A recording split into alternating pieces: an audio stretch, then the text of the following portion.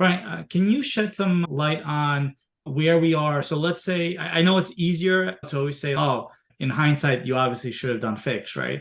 But you just made a point, right? If you're trying to actually sell, the prepayment penalty is going to be huge. Can you just explain yield maintenance a little bit, just like high level on why it would be so significant?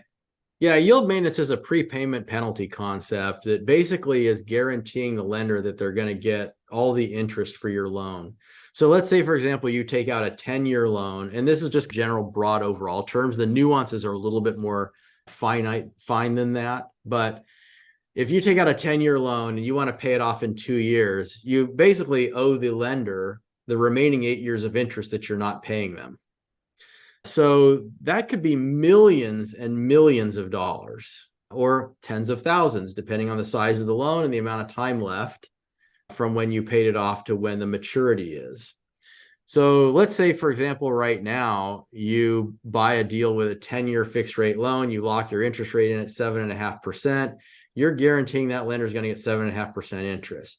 Now, in a low rate environment like we were in, let me go back to that. You can mitigate some of that by buying treasuries. And this is the way it's done. Basically, you buy treasuries that have a maturity the same as your loan maturity when you pay off. So let's say you take out the 10-year loan, you want to sell in year 2, you owe 8 more years of interest. So you take this money, you buy these, they look at the amount of treasuries and what the treasury rate is. Let's say treasuries are at 2% and your interest rate was 4%. Instead of owing them 4% for 8 years, you're going to owe them 2% for 8 years because they're going to take your payoff money and they're going to buy treasuries, and that's going to pay the 2%. You're going to have to pay the other. If interest rates are 7 and then interest rates decline to 2%, now you're going to owe 5% for 8 years. Now, the reverse is also true, that in that 2% environment, if interest rates go up to 7, what can happen is they'll buy the treasuries at 5 and your interest rate was 4 and they're actually money ahead and your yield maintenance payment is 0. In a rising rate environment, you can avoid yield maintenance. But do you really think rates are going to rise from 7% materially? They might a little bit, but materially, do you think they're going to get from 7 to 11? I don't think so. But could they go from 7 to 5? They very well could. And in that case, your 7% loan for 10 years that you pay off in year 2 is going to have a mountainous yield maintenance prepayment penalty. It's interesting. I think these are the conversations it's important for investors to actually understand, because on the investment offering memorandum, it's one line. It'll just tell you fixed or variable, blah, blah, blah. It's these nuances that investors need to have a conversation to make sure that the operator fully understands that they actually have the right financial product to the business plan. That's right. Or they're holding it all the way to term. If it's a 10-year loan and it's a 10-year hold, you're going to be holding that thing for 10 years because you can't pay it off in year 3. And in some cases, that's fine. But I'll tell you what, if we had bought the properties that we bought in, let's say, 2018. We had properties we bought in 2018 that we sold in 2021 for double what we paid in 2018.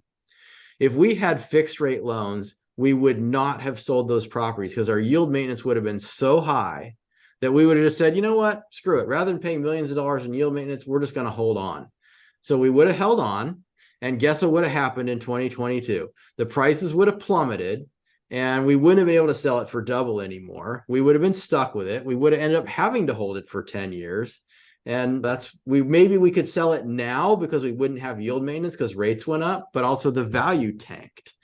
So having the variable rate debt allowed us the opportunity to have an early sale and produce a great result for our investors.